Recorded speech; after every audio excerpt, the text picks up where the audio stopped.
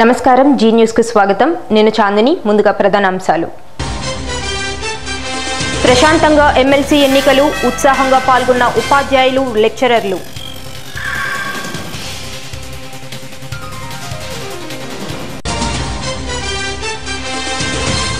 జూలైలో నూతన రాజధానికి శంకుస్థాపన మీడియాతో మంత్రి సిద్ధా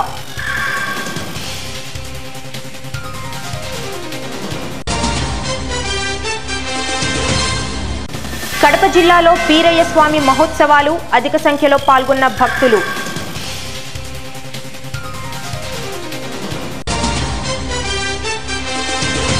సభాపతిగా అన్ని సాంప్రదాయాలను పాటిస్తున్న రాష్ట్ర శాసన సభాపతి కోడెల శివప్రసాద్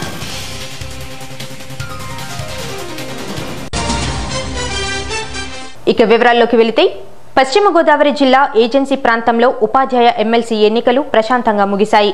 బుట్టాయిగూడెం, జీలుగుమిల్లి, పోలవరం మండలాల్లో ఉపాధ్యాయులు ఉదయం 8 గంటల నుండే తమ ఓటు హక్కును వినియోగించుకున్నారు.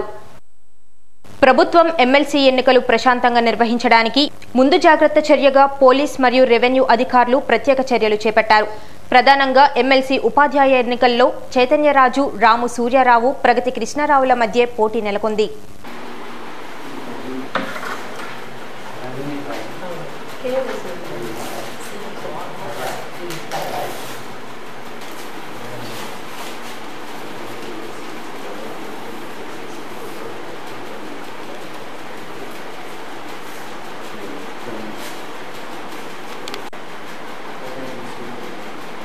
కర్నూలు జిల్లాలోని మేజర్ గ్రామ పంచాయతీ పరిధిలో గల కుంచెపూరి కాలనీలో పగిడాల పెద్ద గంగన్న అనే వ్యక్తిని సమీప బంధువులు దారుణ హత్య చేశారు. వివాహ సంబంధ విషయంలో గతంలో వీరి మధ్య ఘర్షణ జరిగినట్లు బాధిత కుటుంబీకులు పోలీసులకు తెలిపారు. ఇంటి దగ్గరే కూర్చుని ఉన్న మృతుడు పగిడాల పెద్ద గంగన్న వద్దకు మద్యం సేవించిన దాసరి చిన్న గంగన్న, అతని కుటుంబ సభ్యులు సుమారు 8 మంది ఒక్కసారిగా మీదపడి దాడి చేయడంతో క్రింద పడ్డ పెద్ద గంగన్న తలకు బలమైన గాయం అవడంతో కోలుకోలేక అక్కడికక్కడే మృతి చెందాడని అతని కుమారుడు పిట్టల్ పోలీసులకు తెలిపాడు. మృతదేహాన్ని చాగలమరి పోలీస్ స్టేషన్ కు తరలించి ఫిర్యాదు చేయడంతో ఎస్ఐ హరిప్రసాద్ కేసు నమోదు చేసుకుని దర్యాప్తు చేస్తున్నారు.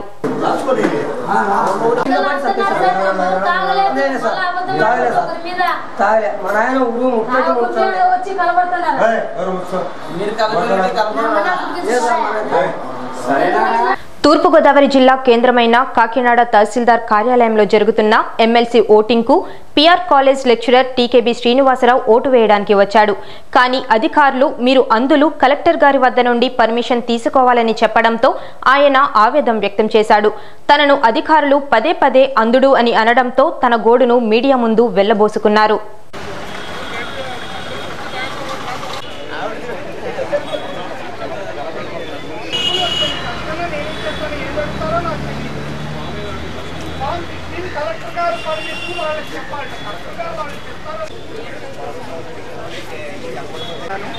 నా పేరు టీకేవి శ్రీనివాసరావు. నేను పిఆర్ కాలేజ్ ఇంగ్లీష్ లెక్చరర్గా వర్క్ చేస్తున్నాను. ఓటేయడానికి వచ్చాను. ఓటేయడానికి వస్తే నువ్వు బ్లైండ్, ఓటేయడానికి వీల్లేదు, నువ్వు పర్మిషన్ తెచ్చుకోవాలి అని ఇప్పుడు చెప్తున్నారు కలెక్టర్ దగ్గర నుంచి. ముందు ఓటు రిజిస్టర్ చేయించుకున్నప్పుడే చెప్పాలి కదండి, నీకు ఇది అవకాశం లేదు, లేకపోతే నువ్వు ఓటేయడానికి పనికిరావు, నిన్ను దేశంలోంచి బయటకు తోసేస్తామంటే ఏ గొడవ ఉండదు. ఓటు హక్కు కూడా వినియోగించుకోలేకపోతే ఇంకెందుకండి? నాకు అర్థం కాలేదు. ఓటు హక్కు నేను అడిగింది, నాకు ఇంకేమైనా హక్కులేని నేను అడగలేదు. ఒక అబ్బాయిని తీసుకొచ్చి వాళ్ళని వెళ్ళి బతిమాలుకుని రావాలి. పోలింగ్ స్టేషన్కి రావడమే పెద్ద పని. ఓటు వేయడానికి వచ్చిన తర్వాత కనీసం సార్ మీది ఇంతకు ముందు అలా చేయలేదు అంటే నో మోర్ డిస్కషన్స్.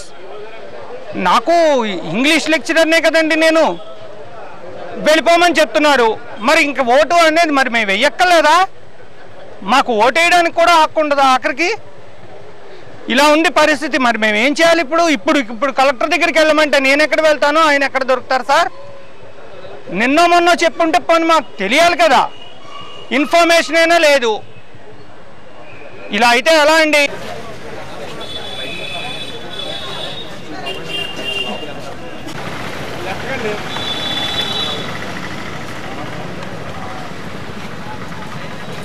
నూతన రాజధానికి జూలై నెలలో శంకుస్థాపన చేస్తామని రాష్ట్ర రవాణా శాఖ మంత్రి సిద్ధా రాఘవరావు తెలిపారు.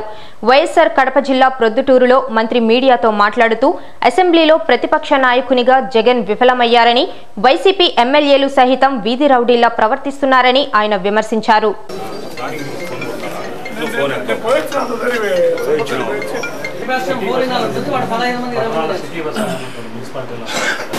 ఒక ప్రతిపక్ష పార్టీగా వైఎస్ఆర్ పార్టీ అధ్యక్షుడు జగన్మోహన్ రెడ్డి తీరు పద్ధతి రాష్ట్ర ప్రజానీకం గమనిస్తున్నారు. ప్రతిరోజు కూడా అసెంబ్లీ స్టార్ట్ కావడంతోనే ఏదో విధంగా గొడవ చేయాలి, అసెంబ్లీని వాయిదా చేయడం పరిస్థితులు ముందుకెళ్తా ఉన్నారు. అనేక సమస్యలు ఉన్నాయి, వాటి మీద కూడా చర్చించాల్సిన బాధ్యత ఆయనకు ఉంది. కానీ వాటి మీద చర్చించకుండా ఏదో విధంగా ప్రతిరోజు గొడవ చేసి బయటికి వెళ్ళే ఒక సాంప్రదాయ పద్ధతి పెట్టుకుని అసెంబ్లీ వాళ్ళ సొంత వేదికల అసెంబ్లీ అంటే మనం ఒక 4 days బ్యాక్ చూసాం. అసెంబ్లీ అంటే ఒక దేవాలయం. అటువంటి దేవాలయంలో ఒక శాసనసభాపతి ఉంటారు. శాసనసభాపతిని పట్టుకుని ఇష్ట ప్రకారం ఒక రౌడీ, ప్రాక్టిస్టు, స్పీకర్ డౌన్ అని మాట్లాడుతుంటే ఈ రాష్ట్ర ప్రజలు ఏ విధంగా ఆలోచిస్తున్నారో మీ అందరూ కూడా ఆలోచించాల్సిన అవసరం ఉంది. ఉభయ గోదావరి జిల్లాలో ఉపాధ్యాయ శాసన మండలి ఎన్నికలు ప్రశాంతంగా ముగిశాయి. పశ్చిమ గోదావరి జిల్లాలో 49 పోలింగ్ కేంద్రాలు ఏర్పాటు చేయగా ఈ కేంద్రాల్లో 9,375 మంది ఉపాధ్యాయులు, లెక్చరర్లు తమ ఓటు హక్కును వినియోగించుకున్నారు. పోలింగ్ కేంద్రాల వద్ద భారీ భద్రతా ఏర్పాట్లు చేశారు. ఈ నెల 25న కౌంటింగ్ నిర్వహించనున్నారు.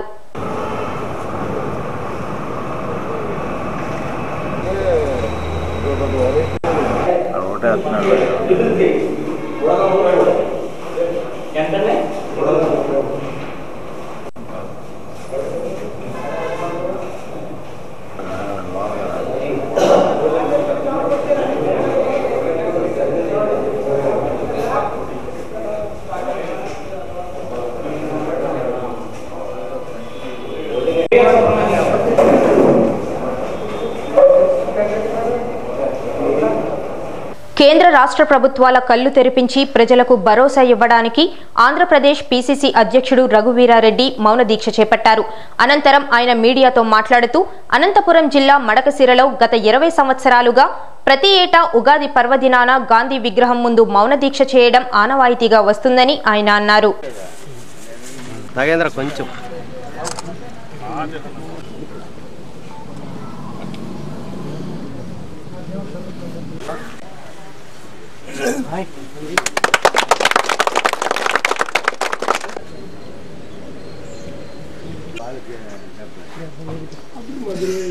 ప్రత్యేకించి రాయలసీమలో వలసలు వెళ్ళినారు. ఉపాధి హామీ పనులు లేకుండా పశువులు కబేళ్ళకి వెళ్తా ఉన్నాయి.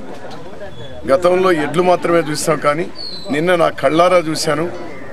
పాడి పశువులు కూడా కబేళ్ళకి వెళ్తున్నట్టు నా కళ్ళారా నిన్నట్టు చూస్తాను. ఎప్పుడైనా కరువు అనేటువంటిది, దుర్భిక్షం అనేటువంటిది సెప్టెంబర్ లోపల ప్రకటిస్తారు. మేము ఎంత మొత్తుకున్నా చేయలేదు. డిసెంబర్ కానీ తీరిగ్గా డిసెంబర్లో కరువు మండలాలుగా ప్రకటిస్తే సెప్టెంబర్ ఆఖరికల్లా కేంద్ర ప్రభుత్వాన్ని నివేదిక పంపాలి. పోలవరం చేయాలి, పట్టిసీమ కాదు. పట్టిసీమ అనేటువంటిది మరో పెద్ద ఇంకుడు గుంత అంతేది. పట్టిసీమ కాదు కావాల్సింది. ఈరోజు పోలవరం తీసుకొస్తే 45 TMCల నీరు రాయలసీమకు వస్తే ఈ మిగులు జలాలతో చేపడుతున్నటువంటి హంద్రీనీవా, గాలేరు నగరి ఇవన్నీ నికర జలాలతో మన ప్రాజెక్టులు రూపొందేటువంటి అవకాశం ఉంటుంది. తూర్పుగోదావరి జిల్లా కేంద్రమైన కాకినాడలో ఎమ్మెల్సీ ఓటింగ్ విధానాన్ని జిల్లా కలెక్టర్ ఎప్పటికప్పుడు సమాచారం తెలుసుకుని ఎక్కడా అవాంఛనీయ సంఘటనలు జరగకుండా తగు చర్యలు తీసుకున్నారు. 1-2 పోలింగ్ బూతులలో ఓటర్లు తక్కువగా ఉన్నందున త్వరగా ఓటింగ్ పూర్తి అయిందని ఆయన తెలియజేశారు.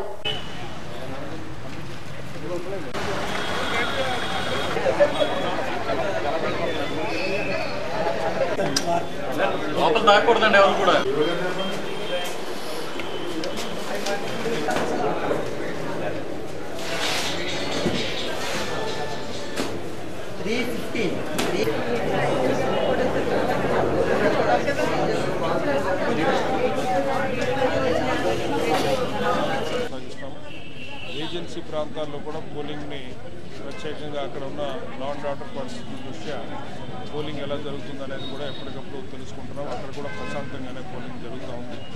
1-2 పోలింగ్ స్టేషన్స్లో నమోదైన ఓటర్ల సంఖ్య తక్కువగా ఉంది కాబట్టి ఇప్పటికే పోలింగ్ పూర్తయింది అక్కడ ఓటర్స్ అందరూ.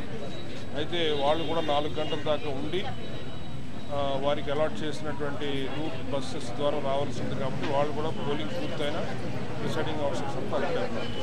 పోలింగ్ అంతా కూడా ప్రశాంతంగా 24 hour పవర్ సప్లై కూడా ఉంది.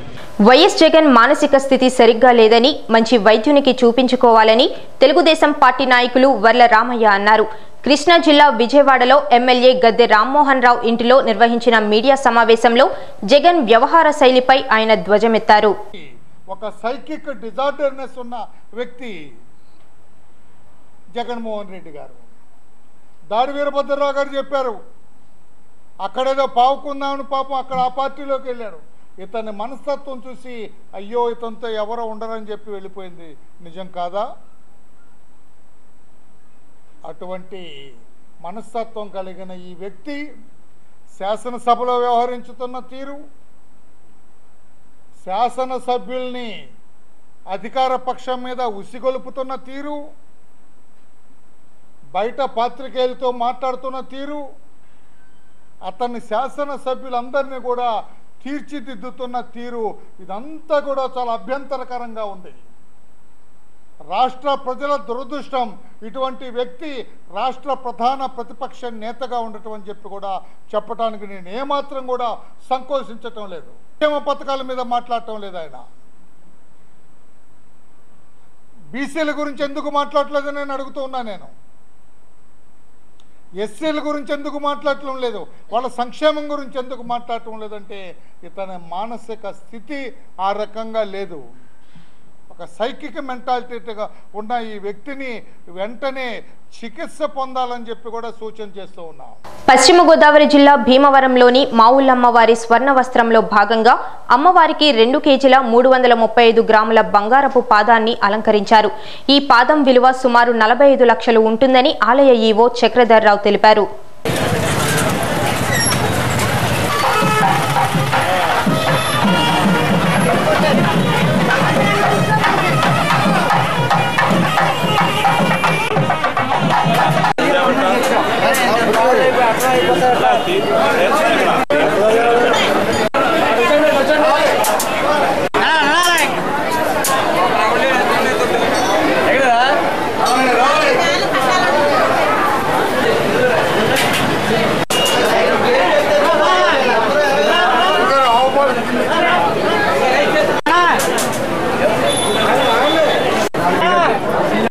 కేజీల 335 గ్రాములతో అమ్మవారికి ఎడమకాలు స్వర్ణమయం చేయడం జరిగింది.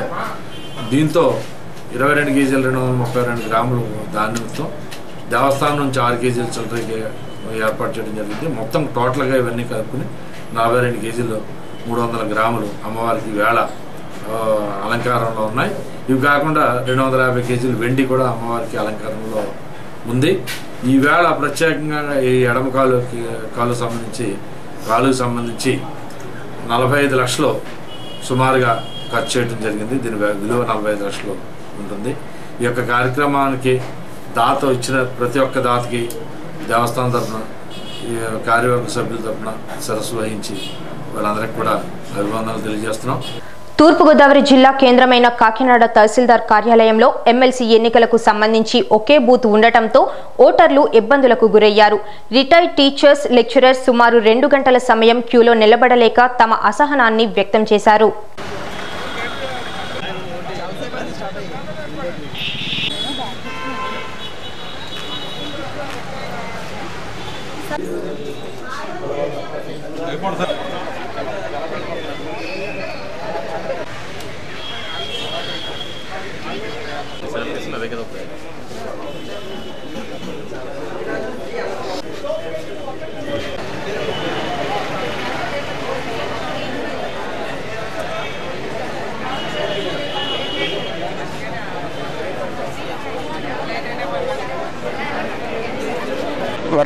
Worked as junior lecturer and principal FAC Arnalamma Junior College, Kakinada. I was retired from service as on 30th June 2013.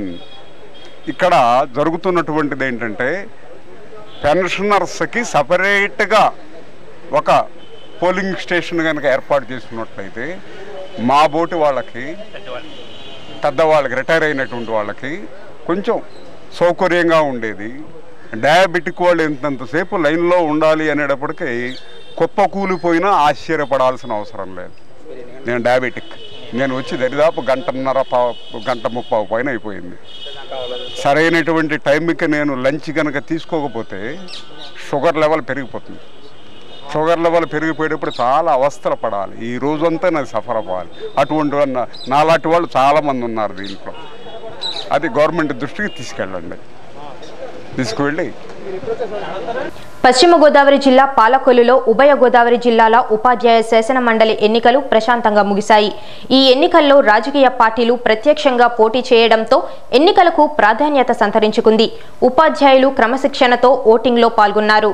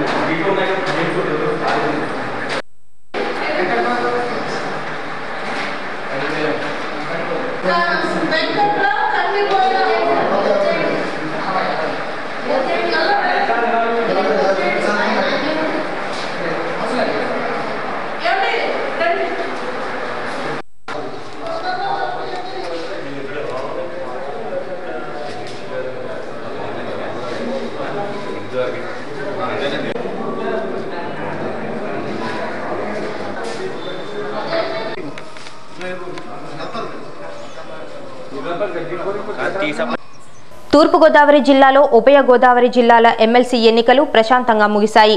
ఉపాధ్యాయ ఓటర్లు ఉత్సాహంగా ఓటింగ్లో పాల్గొన్నారు.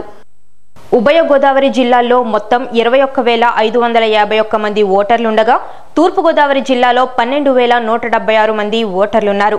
పోలింగ్ బాక్సులను జిల్లాలోని రంగరాయ వైద్య కళాశాలలో భద్రపరిచారు. అలాగే పశ్చిమ గోదావరి జిల్లాకు సంబంధించిన బాక్సులను కూడా ఇక్కడే భద్రపరిచారు. అయితే ఈ ఎన్నికల్లో త్రిముఖ పోటీ అనివార్యమైంది. తెలుగుదేశం తరపున చైతన్యరాజు, ప్రధాన ఉపాధ్యాయ సంఘమైన యూటీఎఫ్ అభ్యర్థి రాము సూర్యారావు, స్వతంత్ర అభ్యర్థి ప్రగతి విద్యా సంస్థల అధినేత పరుచూరి కృష్ణారావుల మధ్య పోటీ నెలకొని ఉంది.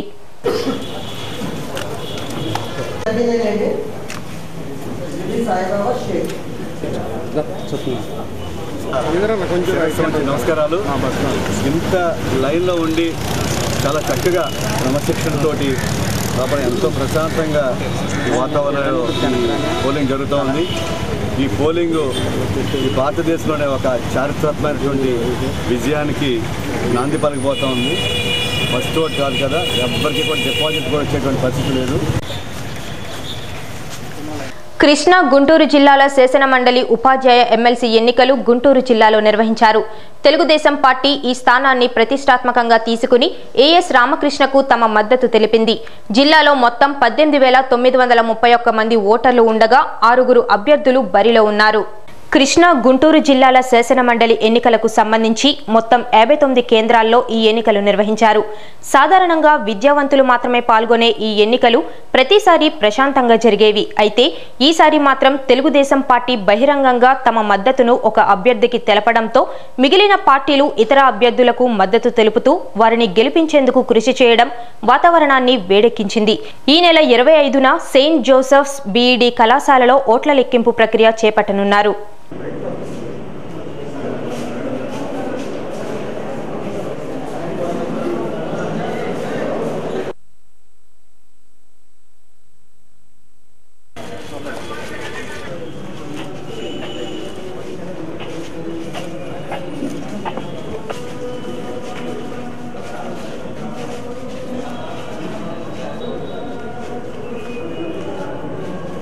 జగద్గురు శ్రీ మధ్విరాట్ పోతులూరి వీరబ్రహ్మేంద్ర స్వామి వారి శిష్యులు సిద్ధయ్య 4వ కుమారుడు పెద్ద పీరయ్య స్వామి ఆరాధన మహోత్సవాలు వైఎస్ఆర్ కడప జిల్లా బ్రహ్మంగారి మఠం మండలం ముడుమాల గ్రామంలో ఘనంగా నిర్వహించారు. ఈ ఉత్సవాల్లో భక్తులు అధిక సంఖ్యలో పాల్గొన్నారు.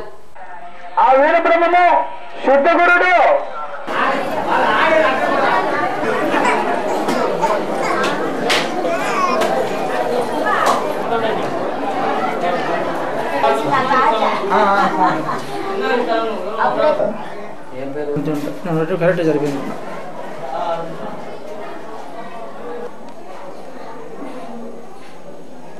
మనస వాచ కర్మణ నన్ను పూజించేవారు నిలచి ఉండేరు.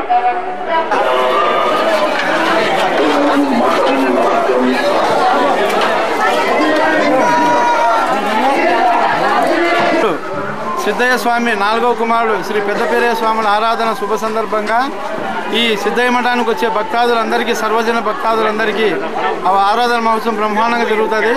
ఆంధ్ర, కర్ణాటక, తమిళనాడు, మహారాష్ట్ర నుంచి కూడా విరివిగా లక్షలాది భక్తులు వస్తారు.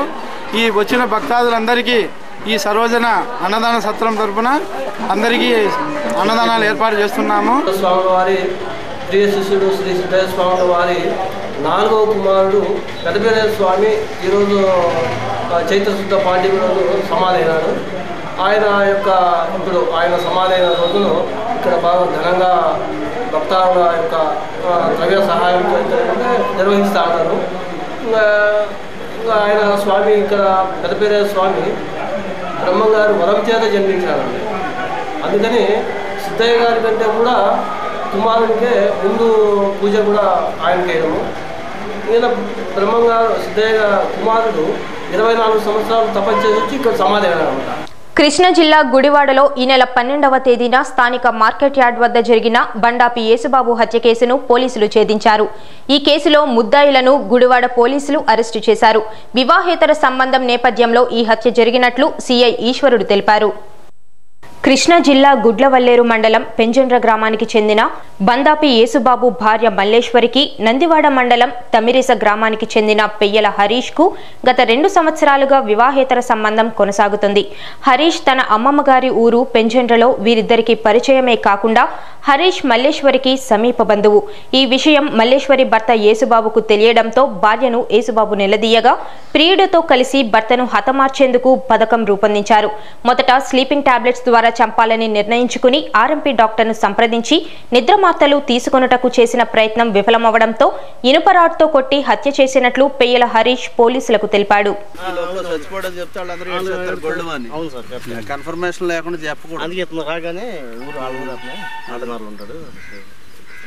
సభాపతిగా తాను అన్ని సంప్రదాయాలను తూచా తప్పకుండా పాటిస్తున్నా తనపై వాస్తవం కాని ఆరోపణలు రావటం ఎంతో బాధిస్తోందని రాష్ట్ర శాసన సభాపతి కోడెల శివప్రసాద్ ఆవేదన వ్యక్తం చేశారు. గుంటూరు జిల్లా నగరంలో మీట్ ది ప్రెస్ కార్యక్రమంలో ఆయన మాట్లాడుతూ సభలో తొలి ప్రాధాన్యత అధికార పక్ష నేతదేనని తరువాతి ప్రాధాన్యతే ప్రతిపక్ష నేతదని స్పష్టం చేశారు. లేకపోతే బాగుంటుందని ఎవరో సభ్యులంటే ప్రతిపక్షం ఉండాలి, అర్థవంతంగా ఉండాలి, సమర్థవంతంగా ఉండాలి అని చెప్పాను. అది నిజం. లేకపోతే నష్టం వాళ్ళకి కాదు, రాష్ట్రానికి, ప్రజలకి. ఆందోళన ఉండదు, నిరసనలు ఉండవు, లేదా కామెంట్స్ ఉండవు అని అనుకుంటారు. కానీ ఉన్నా పర్వాలేదు, హద్దు మీరనంత వరకు ఏదున్నా పర్వాలేదు. ఆపరేషన్ చేయాలంటే నొప్పి పుడుతుందని చెప్పి ఆపలేం కదా. కాబట్టి నా బాధ్యత నేను చేసే దానిలో ఎవరైనా సరే పద్ధతికి సంప్రదాయానికి భిన్నంగా వెళ్తున్నప్పుడు సూచనలు మందలించాల్సిన అవసరం ఉంది. సున్నితంగా చేయాల్సిన బాధ్యతలు ఇవన్నీ కూడా. అందుకని ఎవరిని స్పేర్ చేయట్లేదు. కాకపోతే ఏంటంటే ఒక BACలో ఒక సభా వ్యవహారాల సమావేశంలో మీరు కనుక మేము చెప్పినట్టు మాకు అవకాశం ముఖ్యమంత్రి గారితో సమానంగా ఇవ్వకపోతే అగ్లీ సీన్స్ చూస్తారంటే నాకు ఇప్పుడు చాలా బాధ వేసింది. అప్పుడు ఇప్పుడు కనిపిస్తున్నామని ఇలాంటి అగ్లీ సీన్స్ అన్ని కూడా ఆ రోజు చెప్పిన దాని ప్రకారం జరుగుతున్నాయా లేదా యాదృచ్ఛికంగా జరుగుతున్నాయా అది వాళ్ళే ఆలోచించుకోవాలి, సభ్యులందరూ కూడా ఆలోచించుకోవాలి. 2, నేను పిలవడం అనేది నాకు అభ్యంతరం లేదు, కానీ వారు వెళ్లే ముందు కనీసం వాకౌట్ చేస్తున్నామని చెప్పలేదు, నిరసనని చెప్పలేదు. 3వది ఆరోపణలన్నీ కూడా స్పీకర్ మీద పెట్టారు. నువ్వు వాళ్ళకి రాజకీయ పక్షాల మధ్య వచ్చినటువంటి వివాదము, వ్యక్తుల మధ్య వచ్చినటువంటి వివాదం అయితే నేను తప్పకుండా ముందుగా చొరవ తీసుకునేవాడిని. దురదృష్టం ఏంటంటే పెట్టినటువంటి ఆరోపణలన్నీ కూడా స్పీకర్ మీద పెట్టారు. బులెటిన్ ముగించే ముందు ప్రధానాంశాలు మరొకసారి. ప్రశాంతంగా ఎమ్మెల్సీ ఎన్నికలు, ఉత్సాహంగా పాల్గొన్న ఉపాధ్యాయులు, లెక్చరర్లు.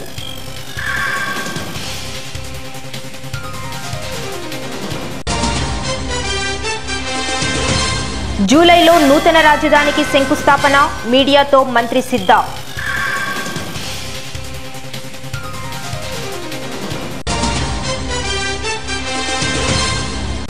కడప జిల్లాలో పీరయ్య స్వామి మహోత్సవాలు, అధిక సంఖ్యలో పాల్గొన్న భక్తులు.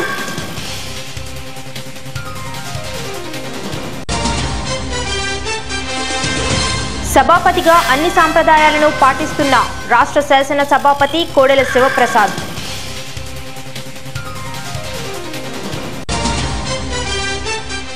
ఇవి బులెటిన్ విశేషాలు. మరిన్ని తాజా వార్తా విశేషాల కోసం చూస్తూనే ఉండండి జీ న్యూస్. ఇది ప్రజాగలం.